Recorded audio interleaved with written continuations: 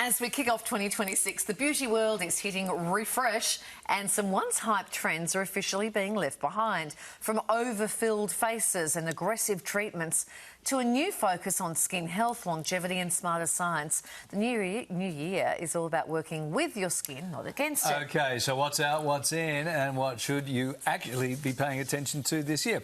To tell us more, celebrity facialist Ingrid Seaburn joins us live. Lovely to see you.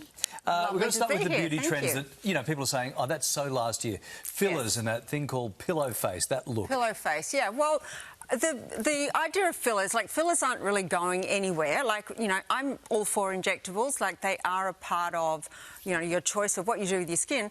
But what we've realised over a period of time is that filler, when it goes into your face, it replaces volume, but it migrates and it also stays in there, so you can metabolize it, but a little bit stays in the system in the dermis. So 5%, and then you're going back and getting more because you think you need more filler, and then you get this effect of like building and building on that 5% of filler that was left. So hence the pillow face. So the idea of having that sort of overfilled look, I think, is gone. But, you know, subtle tweaks and, you know, increasing collagen and doing a little bit with filler for volume loss is still around, but less. Yeah. What about aggressive treatments like intense peels, laser resurfacing? Why are people rethinking those approaches? I see some of it on social media sometimes and it looks horrific.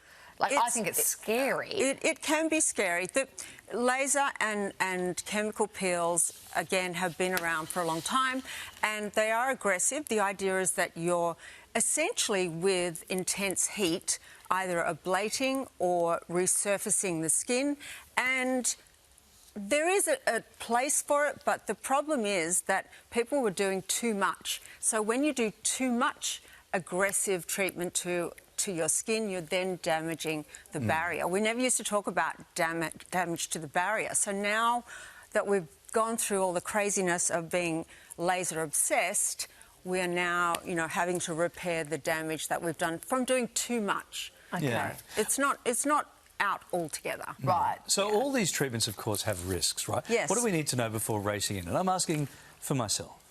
Well, Larry... No, what do we need to know before sort of committing to something like Larry, this? No, it's I'm joking. You should definitely try to consult and go with someone that is a professional. First and foremost, you know, do your homework before you get any sort of treatment, and that includes, you know, injectables, skin treatments.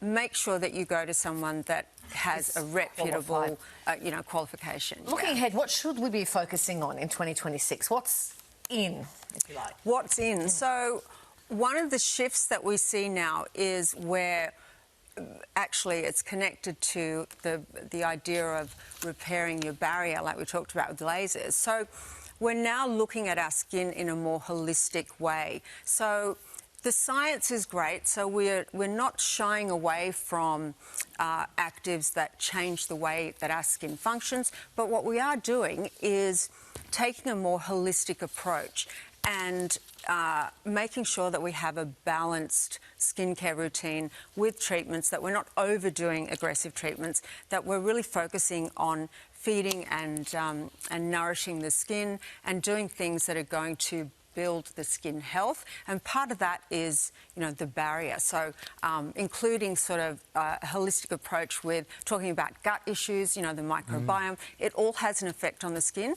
And the way that we are educating ourselves now is great. So yeah, it's out there and it's wonderful. Yeah. All right, Ingrid, lovely to talk to you this morning. Thanks for coming in. You're welcome. Thank you. In just a moment, we'll get another check of this morning's headlines. We're back after this.